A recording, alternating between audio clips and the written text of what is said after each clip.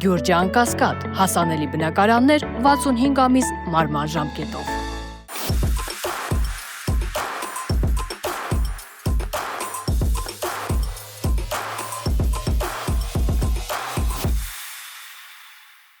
Բարի երեկո, մեդիահաբի տաղավարում հյուրընկալել եմ այսօր մի շատ հետաքրքիր երիտասարդի, որին քիչ անց կներկայացնեմ, սակայն մինչ իմ հյուրին ներկայացնել ուզում եմ հիշեցնել, որ Լոս Անջելեսում մեդիահաբի այս մեր տաղավարից մեր նկարահանումները շարունակվում են եւ առաջիկայում էլ կրկին ձեզ ներկայացնելու են բազում հետաքրքիր հայերի, որոնք Միացյալ Նահանգներում են ապրում եւ իրենց աշխատանքային եւ հանրային գործունեության մեջ բավականին մեծ ակտիվություն են ցուցաբերում եւ ինչպես խոստացա, այսօր տաղավարում հյուրընկալել եմ մի շատ խելացի, բարեկիրթ, շնորհաշատ երիտասարդի, այսօր տաղավարում իմ հյուրը Կարեն Ջիմբաշյանն է, ողջույն Կարեն, եւ Կարենը հանդիսանում է Հայ դատի Արևմտյան Ամերիկայի գրասենյակի համայնքային կապերի պատասխանատուն, սիրով ողջունում եմ Կարեն։ Բարև ձեզ, շատ շնորհակալ եմ հրավերի։ Ես եմ շնորհակալ, որ այսօր առիթ ունենալու ենք զրուցելու այն գործունեության եւ այն աշխատանքի մասով, որը իրականացնում ես այստեղ։ Նշեմ, որ Կարենը Բեյրութից է, արմատներով լիբանանցի է։ Նախ կցանկանամ մի փոքր ներկայացնես հայկական արմատներդ, Կարեն, որտեղից եք սերում, Արևմտյան Հայաստանի որ տարածքից եք եւ ինչպես եք հայտնվել Լիբանանի հայկական համայնքում, այնտեղից էլ արդեն այսօր իսկ այստեղ։ Շատ շնորհակալ եմ հարցի, շատ հետաքրքիր ձևով է սկսվում արդեն։ Ուրեմն մեր ընտանիքը արդեն Մարաշի հայությունից էր, որ այդտեղից արդեն 1915-ի պատահարներով գաղթած է մինչև Բեյրութ ու մնացել ենք այդտեղ, այդտեղ կազմել ենք ճակերտյալ արմատներ ու այդտեղ ենք աշխատել, սերունդներ մեծացրել, ինչ որ 3 սերունդ արդեն այդտեղ էինք ապրում ու հետո արդեն փոխադրվեցինք։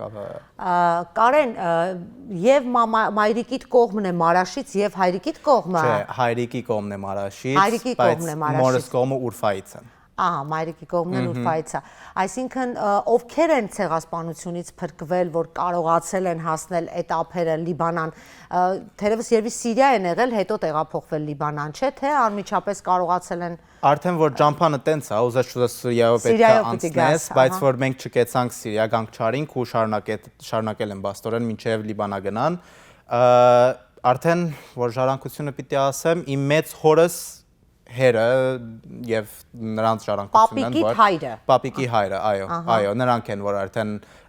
սաղը անցած են, շատ հետաքրքիր ու ցավալի պատմություններով անշուշտ, որ կարողացել են փրկվել ու հասնել Լիբանանի ափերը։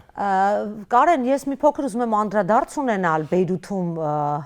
քո կյանքին, երիտասարդ այդ դպրոցական տարիների, պատանեկության տարիներին, մեր նախնական զրույցի ժամանակ շատ լավ հիշատակումներ արեցիր, որ մենք անգամ, այսպեսի մի բան ասեց Կարենը, մենք անգամ հայրենիքը չտեսած, հայրենիքի համար պատրաստ էինք զոհաբերվելու։ Ասում է, երեխա տարիքում եմ առաջին անգամ Հայաստանում եղել, բայց այդ Հայաստանը, մայր Հայաստան եւ հայրենիք հասկացությունը ձեզ համար Լիբանանում, մասնավորապես Բեյրութի մեր խոշոր հայ համայնքի համար բոլորովին այլ նվիրում եւ այլ կարոտ եւ բաղձանք ա եղել։ Այս կուզենայի իմանալ մեր հայկական գաղթօջախներում ինչ դաստիարակություն, ինչ կրթություն եք դուք ստանում, որ հայրենիքի հանդեպ այդ սերը այդքան մեծ կերպով է ձևավորվում։ Հիմա բարձ սերել չի, քանի որ Էտրանից էլ մի բան ավելի է, որ ուզում եմ ճիշտ բառ օգտագործեմ, սրբություն է մեզ համար։ Հայրենիքը, ազգասիրությունը, ազգը, սաղ ազգը մեզ համար սրբություն է։ Ես արդեն հաճախած եմ համազգայինի ջեմարան դպրոցը, այդտեղ եմ արդեն սովորել, ինչ որ սովորել եմ ազգասիրության, հայության, այդ բոլոր բաժինները, պատմության, հայոց պատմությունը եւ այլն, այդ սաղը այդտեղ եմ սովորել։ Ուրեմն ինչ որ այսօր ազգասիրություն տեսնում եք ինձ մեջ, արդեն այդ համազգայինի ջեմարան դպրոցի շնորհիվ է որ ունեմ։ Եվ մեզ համար տենց է, մեզ համար հնարավոր չի ուրանալ ազգությունը, նույնիսկ որ դու չես տեսած այդ հողը, նույնիսկ որ դու չես տեսած այդ բոլոր կառույցները, որ տեսնում ես, ասենք Մայր Հայաստանն է, ասենք մատենաթարանները ու սենտ եկեղեցիները, այդ բոլորը որ չենք տեսած մի համանշանակ մենք արդեն Դուք գիտեիք արդեն ամեն ինչի մասին, այսինքն մեր առանց գառույցը տեսնելու մենք արդեն սեր ունեինք։ Դա եմ ասում, մեր գաղթօջախներում հայկականության պահպանությունը, ինքնության պահպանությունը այնքան բարձր որակի վրա է եղել, որը շատ ողջունելի է, որ դուք արդեն նույնիսկ Հայաստանը միջև տեսնելը գիտեիք ամեն ինչ Հայաստանի։ Հայաստանում երբ առաջին անգամ եղար, ինչ տպավորություններ ունեցար, այդ սպասումներդ, այդ երազանքներդ իրականացան։ Գիտեք, սենց հրաշալի բան է, որ տեսնում ես այդ։ Մեզի համար հայրենիքը Հայաստանը զգացմունք էր, խաղապար էր, ոչ ավելի։ Բայց երբ որ այդ խաղապարը կտեսնես աչքերիդ առաջ, որ սենց քոյանում է, ասես տեսնում ես հրապարակի շենքը, սենց տեսնում ես հրապարակը, տեսնում ես Թումանյանը, Պապաճանյանը, սենց հսկայական արձաններով, բաներով, բոլորովին դարբեր բան է։ Տեսնում ես Էջմիածինը ոնց է, տեսնում ես որ դու սաղ կյանքդ կռիվ ես արել օտարության մեջ, որպեսի մնաս հայ, որպեսի հայության պաշտպանես օտարների ձեռներից, ասենք այլ պատճառներով, դու տեսնում ես այդ սաղը ու աչքի տարչև ինչ որ բոլորովին այլ արժեք է դառնում։ Այլ արժեք է։ Տեսնում ես այդ խորվիրապը, որ դու մանկությունից սովորում ես, ինչի ես դու քրիստոնյա, տեսնում ես բոլոր այդ Մեսրոպ Մաշտոցի մատենաթարան ու տեսնում ես ինչի ես դու մեսրոպյան տարերով գրում, այս սաղը պատճառն է տալիս քեզ, որ ինչի համար ես դու պայքարում, դու կյանքդ ինչի համար ես ապրում։ Էդ էր Հայաստանը։ Կարեն, փաստորեն լավ կրթություն ես դու կարողացել ստացել մեր հայկական գաղթօջախում Լիբանանի, Բեյրութում, այնպիսի լավ կրթություն, որի արդյունքում ես ուզում եմ մեր հեռուստադիտողներին էլ ասել, որ Կարենը սովորել է Փարիզի Սորբոնի համալսարանում եւ նոր է ավարտել Սորբոնի համալսարանը եւ կյանքի ճակատագիրը իրեն բերել է Լոս Անջելես եւ այստեղ էլ փաստորեն բավականին լուրջ պատասխանատու պաշտոն է զբաղեցնում։ Այդ Սորբոնյան շրջանին եմ ուզում անդրադառնանք, Բեյրութից ուղիղ Փարիզ։ Ինչ էր դա։ Երիտասարդ մի տղա, որը իր հայկականությամբ, իր ինքնությամբ, իր քրիստոնեական արժեքներով Փարիզում է հայտնվում, այն էլ աշխարհահռչակ Սորբոնի համալսարանում ուսանելու նպատակով։ Հարկ է նշել, որ առաջինը չէ, որ տենց է եղել պատմության մեջ նամանավանդ Փարիզ, քանի մենք մեր հայոց պատմության մեջը թե այժմեական, թե ընդհանրապես մի քիչ էլ վաղուց որ գնանք, արդեն շատ ենք ունեցել հայեր եւ հայրենասերներ, որոնք լան դարձած են մեծ բանաստեղծներ, դարձած են մեծ փիլիսոփաներ։ Ես մասնավոր քո դեպքի մասին եմ խոսում, Կարեն։ Բայց արդեն որ իմանաս այդ մեկը, սենց բոլորովին մենակ չես զգում, քանի որ գիտես որ այդ հայկական հոգին հետը տա նույնիսկ Փարիզյան ապում, նույնիսկ այդտեղ որ ընդհանրապես, ասենք Լիբանանի չափ խիտ չէ, մոտ չէ եւ այլն։ Բայց Փարիզ ընդհանրապես իբրև Փարիզ միակ հրաշալի բանը, որ կարամ ասեմ Փարիզի համար, որ ինձի մինչ օրս զարմանք կպատճառե, Էդ է որքան հայկական հոգի կա այդտեղ, որքան հայկական ճարտարապետություն կա, որքան ունենք կետրոններ, որքան ունենք երիտասարդություն, որոնք իրենց տակավին հայ են զգում ու հայ են պահում ու ուզում են սովորել հայոց պատմություն, ուզում են սովորել հայերեն։ Որտեղ այնտեղ էլ մենք մեծ գաղթօջախ ունենք։ Մեծ գաղթօջախ։ Ֆրանսիայում մեր գաղութը աշխարհում երրորդն է համարվում։ Ռուսաստանից, Միացյալ Նահանգներից հետո երրորդ գաղթօջախը իր խոշորությամբ Ֆրանսիան է։ Այո։ Սա է։ Կարեն Սորբոնի համալսարանում սովորել ես ֆիզիկայի բաժնում, ֆիզիկայի ֆակուլտետում, այսպես ասեմ, որպեսզի ավելի մեր հայաստանյան հեռուստադիտողն էլ հասկանա, Կարենը ֆիզիկոս է եւ մասնագիտությունը ստանալուց հետո այլևս փոխեցիր, այստեղ տեղափոխվեցիր եւ այստեղ քո ֆիզիկոսի մասնագիտությունով ինչ որ մի բան նպատակ ունես շարունակելու կրթությունդ ավելի այսպես առաջ տանելու առումով թե այլ մասնագիտություն կուզենաս այստեղ ստանալ շարունակել։ Հիմա նայեցեք, մասնագիտությունը արժե տանելու համար, այո, հաստատ, քանի այս կյանքի մեջ որքան կարա սովորես, այդքան լավ, այդքան սրբություն է գալիս վրա, այդքան մարդ ես դառնում, որքան ուսում դառնաս, որքան ուսում ունենաս, այդքան ավելի ինքնափավ ինչ որ անց ես դառնում, որ հասկանաս աշխարհը ոնց է աշխատում։ Ատի հիմնականին, իսկ երկրորդ ֆիզիկոսի պարակային ես չէի փափակի որևէ մեկ վարքյան փոխեմ այդ մասնաճյուղը, քանի որ ֆիզիկոս ուսանիլ կնշանակե հասկանալ ոնց է աշխատում աշխարհը ինքնին։ այդ օրենքները լավ տիրապետել ու կարողանալ մեկնաբանել այդ սաղը գիտական ֆակտերով, գիտելիքներով։ Ուրեմն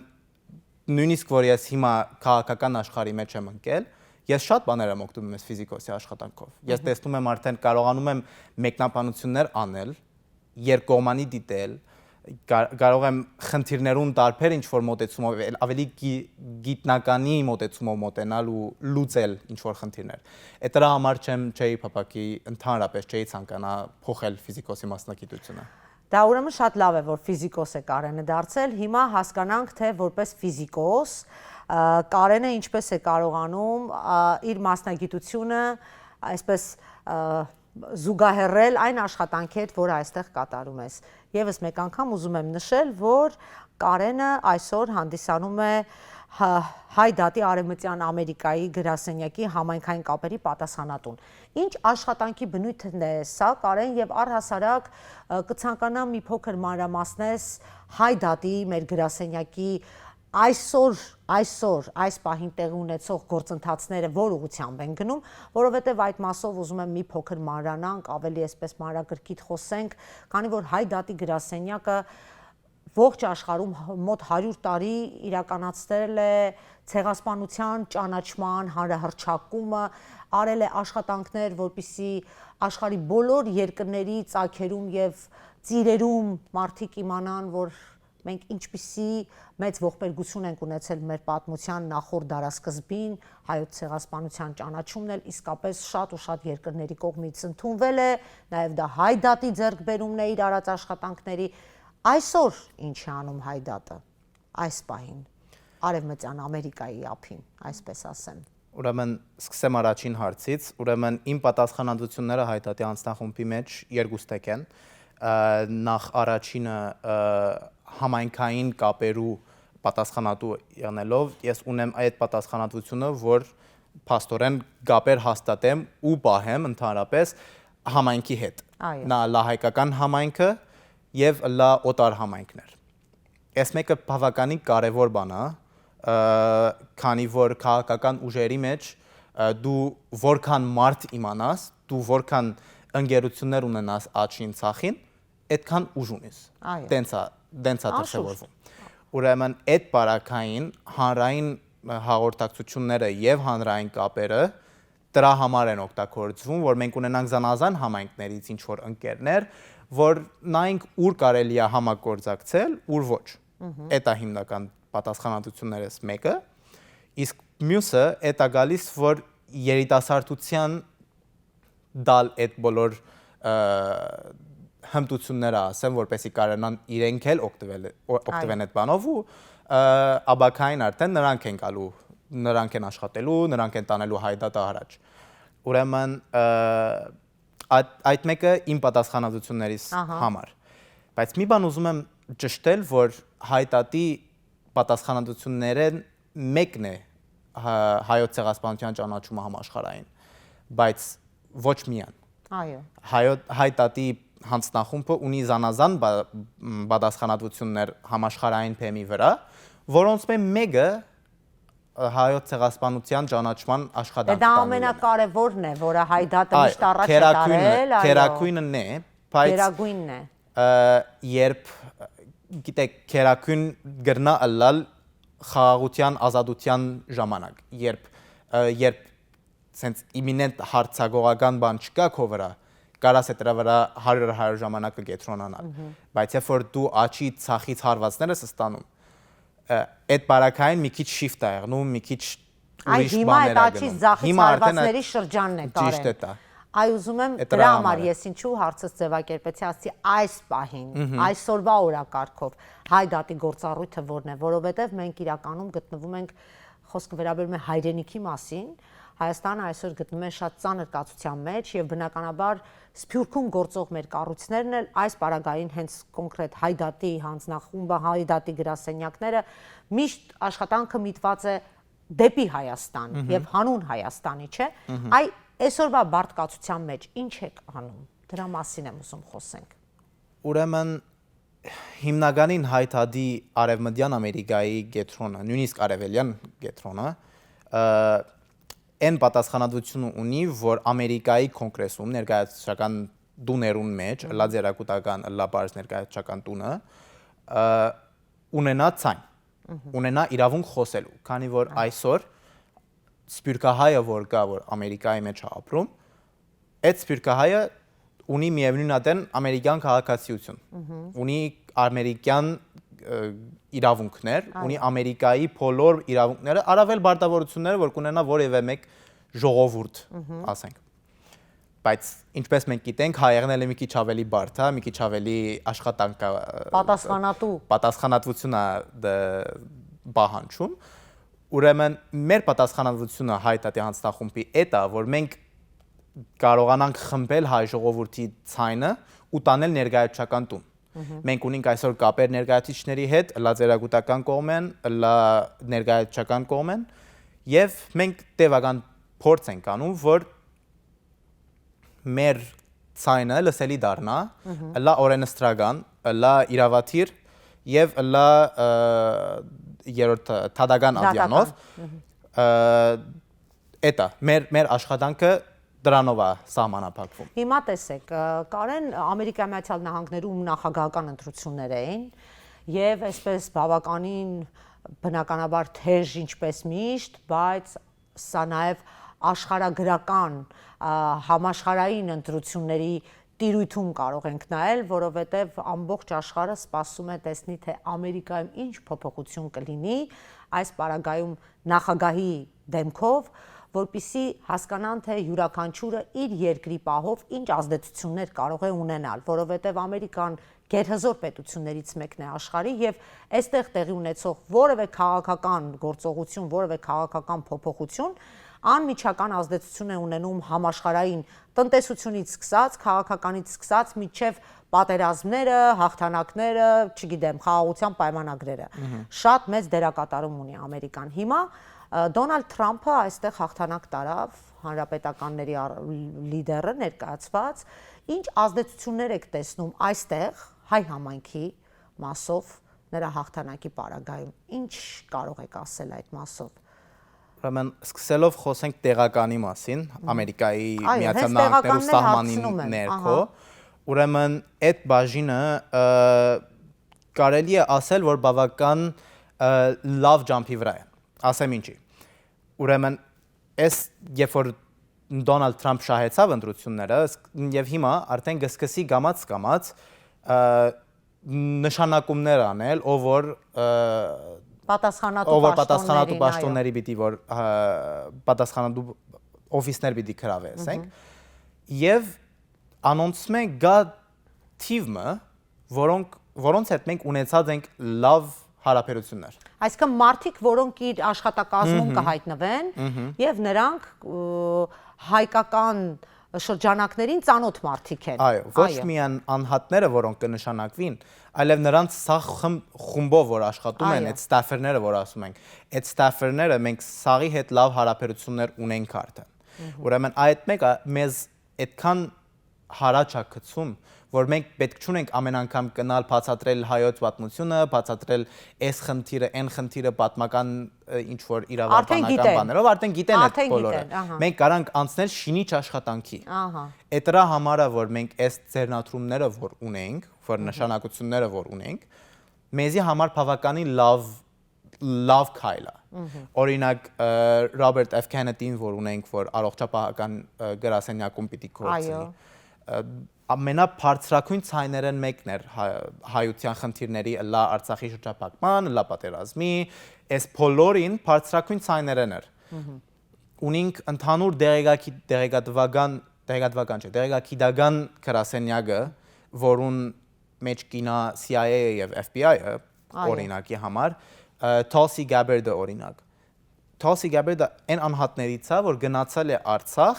որ տեսել է այդտեղ ոնց է հայաշատ կետրոն, որ տեսել է ոնց է հայկական հող, տեսել է ոնց են եղել հայությունը այդտեղ տարիներու անմիջապես, որ դա հայկական է։ Ու սրանց պես շատ էր։ Ուրեմն մենք որ ունենք այս հարաբերությունները նոր, կարելի է ինչ որ շինիչ բան անել հիմա։ Հիմա տես Կարեն, շատ լավ բան եք ասում, որ այդ մարդկանց ճանաչելը եւ նաեւ իրենց կողմից մեր հայկական խնդիրներին ծանոթ լինելը մեզ համար շատ կարևոր հանգամանք է։ Սակայն ես ուզում եմ այսպեսի մի բան ճշտել։ Ամեն դեպքում ամերիկյան քաղաքականությունը ունի իր ворթեգրած որոշակի գծերը, հա, որ նույնիսկ եթե դեմոկրատներից անցնում է հանրապետականների կամ հակառակը հանրապետականներից դեմոկրատների, իրենք իրենց այդ նախատեսած այդ ինստիտուցիոնալ, հա, institutional այդ հարցերից չեն շեղվում։ Ամերիկան միշտ ունի իր օրակարգերը։ Կարող են դեմքերը փոխվեն եւ այլն, բայց մասնավորապես արտաքին քաղաքականության մեջ իրենց մոտ այդքան էլ շատ բան չի փոխվում։ Մենք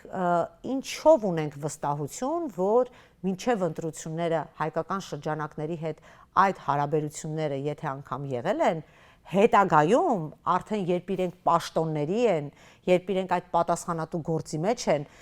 այդ դեպքում կարող են ասենք մեզ համար ինչ որ բոլորովին այլ անակնկալ բաներ անել։ Դուք վստահ եք դրանում։ Հիմա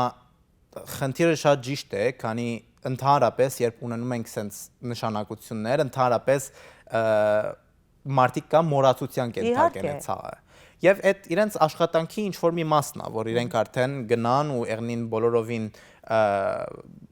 օբյեկտիվ որ կասեն, օբյեկտիվ մոտեցում ունենան, առարկայական ու ոչ մեկին ավելորդ կամ պակաս ինչ որ կարևորություն չտան։ Ճիշտ այդպես։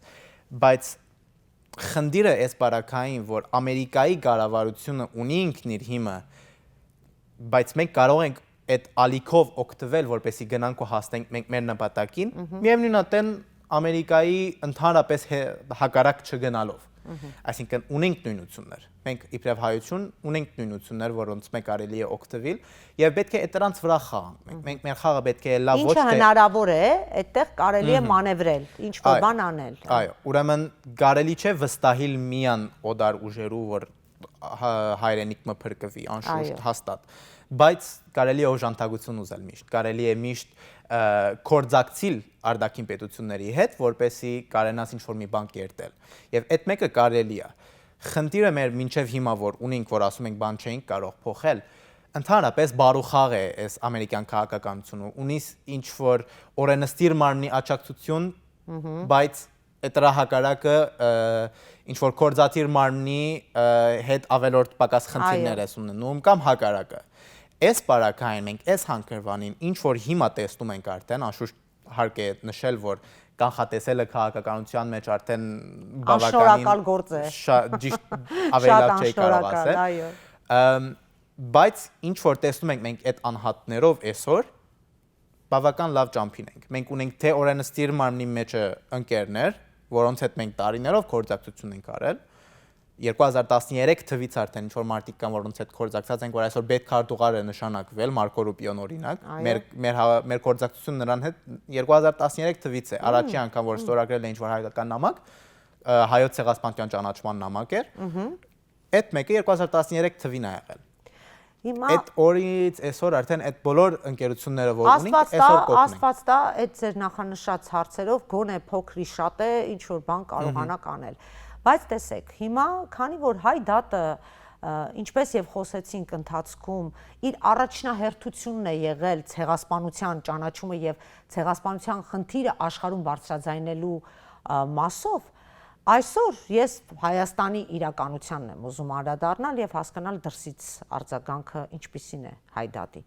Հայաստանը այսօր իր ունեցած իշխանությունով, որը այս պահին գործում է այնտեղ, գնում է դեպի խաղաղության օրակարգի։ Ավելի շուտ օրակարգը ունի, գնում է դեպի խաղաղության իր ինձ համար թշնամի երկրների հետ։ Թուրքիայի հետ եւ նաեւ Ադրբեջանի հետ այդ խաղաղության ծրագիրն է փորձում սպասարկել։ Եվ ասում է ամենաբարձր ատյաններով մեզ մոտ հնչում է այս տեսակետը, որ ցեղասպանության գործոնը մենք պետք է մի կողմ դնենք, որովհետեւ հարաբերություններ ունենալու համար Թուրքիայի հետ սահմանները բացելու համար ցեղասպանության հանգամանքը շատ մեծ խանգարում է եւ սա պետք է առաջնահերթություն չլինի։ Սա նաեւ Թուրքիայի օրակարգն է, որտեղ Թուրքիան միշտ ասել է, որ ցեղասպանությունը չի կարող լինել նախապայման եւ նա չի էլ ընդունում եւ ճանաչում այդ հանգամանքը։ Հիմա հայ դատի գրասենյակների գործունեությունը այստեղ ինչպես է ձևավորվում այս իրողությունների արկայությամբ, երբ մեզ մոտ հայրենիքում այս տրամադրություններն են։ Նայեցեք, մեզ մեկը սպասվի շարունակել աշխատանք։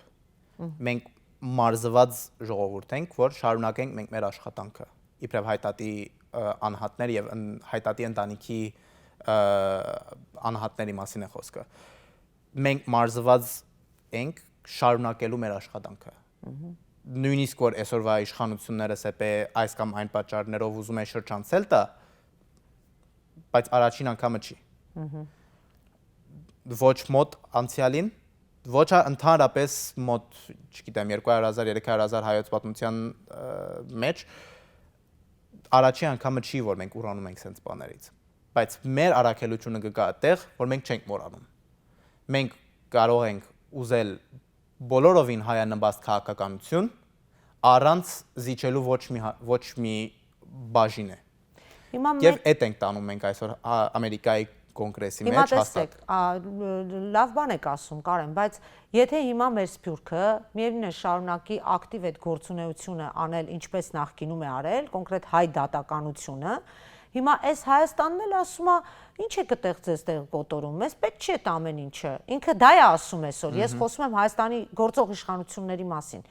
Ինչ եք անում այդտեղ, դուք մեզ խանգարում եք այդ ցեղասպանության օրակարգերով, թողեք մենք այս թուրքերի հետ մեր հաշտությունը կնքենք։ Եվ Թուրքիան էլ հաճախ ասում է, որ Սփյուռքը մեր հարաբերություններին խանգարում է։ Դուք կիսում եք այս կարծիքը, որ այդպես է։ Հիմա գործը դժվարացնում ենք, այո, բայց պետք է նշել, որ վերջնական պատկերը, որ գուզենք, բادرազմը չէ։ Մենք բادرազմի գազագերբություն չենք։ Մեր ուզածը այդ է, որ ունենանք այսօր մեր պայմաններով խաղաղություն։ Եթե այդ մեկը արժանապատիվ խաղաղություն, հարկանքի արժանի խաղաղություն։ Մենք չենք ուզում, որ հայ կյանքեր զոհենք ափեղ-ցփեղ աչին ցախին, բարձապես քանի որ ուզում ենք տենց։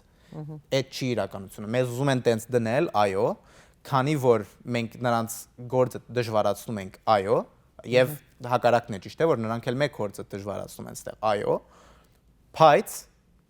ճիշտ ցևը պետք է որ տենց եղնի, որ մենք պետք է ունենանք մեր նախապայմանները, որպես ունենանք խաղաղություն։ Մենք էլ այսօր ունենք իրավունքներ, որոնք պետքա պաշտպանել, մարդկային իրավունքներ, որոնք արդեն սահմանադրված են, բավական է։ Նոր բան չի էս, որ մենք ուզում ենք։ Մենք բարձրապես այդ օրենքներին հավատարիմ ենք մնում, ուրիշ ոչ մի բան։ Շատ լավ։ Կարեն, դուք նաև զբաղվում եք այստեղ երիտասարդների կազմակերպչական գործերով, հայ երիտասարդների։ Ես այս մասով մի դիտարկում եմ ուզում անել եւ կցանկանայի ձեր կարծիքը լսել, քանի որ դուք Բեյրութում եք ծնվել, մեծացել, իսկ Բեյրութը հայաշատ մեր գաղթօջախն է, ամենակարևոր գաղթօջախներից մեկն է, եւ այդտեղ վտանգը երբևէ չի եղել, որ հայերը կարող են ձուլվել, ուծացվել, հա, հայերը կարող են իրենց ինքնությունը կորցնել, որովհետև այսպես համայնքային կյանքը շատ ամուր է եղել եւ հայկականության պահպանությունը անքննելի կարեւորության վրա է դրվել։ Հիմա Ամերիկայի Միացյալ Նահանգները առհասարակ որքան էլ որ այստեղ հայ համայնքը շատ մեծ է եւ մենք ունենք տարբեր կառույցներ եւ այլն, բայց սա այնպիսի մի երկիր է, որ կուլ է տալիս, մարդկանց իսկապես կուլ է տալիս եւ շատ արագ ինտեգրվում են ամերիկյան կյանքին եւ շատերը նաեւ հեռանում են իրենց արմատներից, նաեւ լեզվից, հավատքից, եկեղեցուց, շատ է այդպիսի դեպքեր լինում։ Դուք որ երիտասարդների հետ աշխատում եք եւ այդ պատասխանատվությունը այստեղ ունեք նրանց հետ հարաբերություններում, ինչպես եք տեսնում, որ այդ ձուլումը կանխենք, ինչքանով որ հնարավոր է, 100% իհարկե հնարավոր չէ դա, բայց ինչ աշխատանքներ եք տանում այդ ուղղությամբ։ Ուրեմն ինձ համար մի բանով է, որ կարելի է սահմանել այդ մեկը, ի դարբերություն Լիբանանի եւ այստեղի, ոչ թե քանի որ մենք ունեցած ենք զորավոր գետրոններ, զորավոր հայկական համայնքներ, դրա համար չէ որ լիբանանցին ավելի հեշտ չի ցուլվել լիբանանցիների հետ, արաբների հետ։ Խնդիրը որ այդտեղի ղեկավարությունը կարողացած է տենց անել, որ հայ ըլլալը, հայ անհատ եղնելը արժանապատիվ ինչ որ էություն է։ Այո։ Մարդ պետքա հպարտ եղնի, որ ինքը հայ է։ Լիբանան իրականությունը տենց էր։ Հասկանա։ Բայց որ հոս ենք փոխադրվում, ստեղ այդ Ամերիկայի հսկա պետության մեջ դու տեսնում ես, որ հայ եղնելը այդքան էլ քեզ անձնական նպաստավոր բան չի։ Ուրեմն պետք է աշխատանքը այդտենց եղնի, որ հայ եղնելը անձնականին եւ հավաքականին նպաստավոր եղնի։ Հասկացա։ Որ կարենանք մենք աշխարհով մեկ այդպես անել, որ հայ եղնելը ինչ որ հպարտություն է, ինչ որ անհատական կյանքի օժանդակ բան է, արժեքների ինչ որ դեր ազգությունը, այդ վարքյանին է, որ սաղը պիտի ուզենան եղնել հայ, ուր որ էլ եղնեն։ Մեզ համար, ասենք, Լիբանան, որ ինչ որ նշեցիք, որ տեղ եմ ապրել, տեղ եմ մեծացել, մենք օրի մեկը չենք ասել, վաու, այդ արաբը նայեցեք ոնց է, լավն է եւ այլն։ Բայց իրականությունը ստեղ տենց է։ Էտա որ ցուլումի է տանում ժողովուրդը, էտա որ երիտասարդությունը ավելի օտարամոլ է դառնում։ Ինչ է կանում, որ կարողանաք պահել իրենց ավելի հայկականության հետ։ Ուրեմն մեր աշխատանքը կեղնի զանազան կազմակերպությունների հետ, հայ կազմակերպությունների հետ, լա հոմենտմենը, հայ մարմնագրթական ընդհանուր միության, լա համազգայինի հետ եւ զանազան մշակութային ուրիշ գետրոններու հետ, որպեսզի այս երիտասարդության մենք ցույց տանք, որ հայությունը ինչ է։ Այո։ Ինչի պետքա հպարտ եղնել հայությամբ, ինչի պետքա եղնել հպարտ քո եկեղեցվով, ինչի պետքա եղնել հպարտ քո ազգությամբ, քո քաղաքական մտածումներով, քո հայանպաստ վարմունքով, այդ սաղը մենք այսօր երեխաներին փորձում ենք ցույց տալ, հրամցնել, ասել, ահա, հայությունը էս է։ Հայությունը արժանապատիվ ազգ է։ Կարեն, շնորհակալ եմ այսօր իմ հաղորդմանը մասնակցելու համար, այս Կարենի ոգին այնքան վարակիչ է, իդեպ ասեմ Կարենը բավականին երիտասարդ տղա է, 21 տարեկան, արդեն կարողացել է այս ճանապարհով անցնել, Սորբոնի համալսարանում սովորել, դառնալ ֆիզիկոս, ու հիմա այնքան անուշ, այնքան լավ է խոսում այս հայության, այս ինքնության, չգիտեմ, ես ուղղակի զարմացած եմ, ես այնքան կուզենայի Կարեն ջան, որ մենք քեզպես երիտասարդներ շատ ունենայինք ու այդ ջիղը, այդ կրակը, այդ ոգին, որ մեջը տեսպես կա, նույնիսկ հիմա Լոս Անջելեսում, ուզում եմ, որ սա երկար քո մոտ մնա եւ իսկապես այդ հայկականությունը միշտ նեցուկ լինես եւ ինքդ ձեռնարկներ անես, որ այդ ամեն ինչը փրկես։ Շատ շնորհակալ եմ։ Ես շնորհակալ եմ, եւս մեկ անգամ ուզում եմ հիշեցնել, որ այսօր Մետանոյայի տաղավարում հյուրընկալել ենք Կարեն Չիմբաշյանին, Կարենը հանդիսանում է Հայ դատի Արևմտյան Ամերիկայի գրասենյակի համայնքային կապերի պատասխանատուն։ Շնորհակալ եմ։ Շատ շնորհակալ եմ հրավերին։ Ձեզ հաջողություն եմ մաղթում։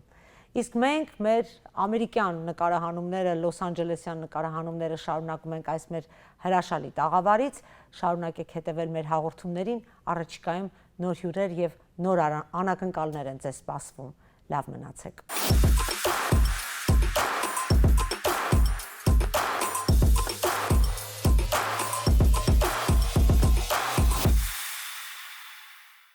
Գյուրջան Կասկադ, հասանելի բնակարաններ 65 ամիս մարման ժամկետով։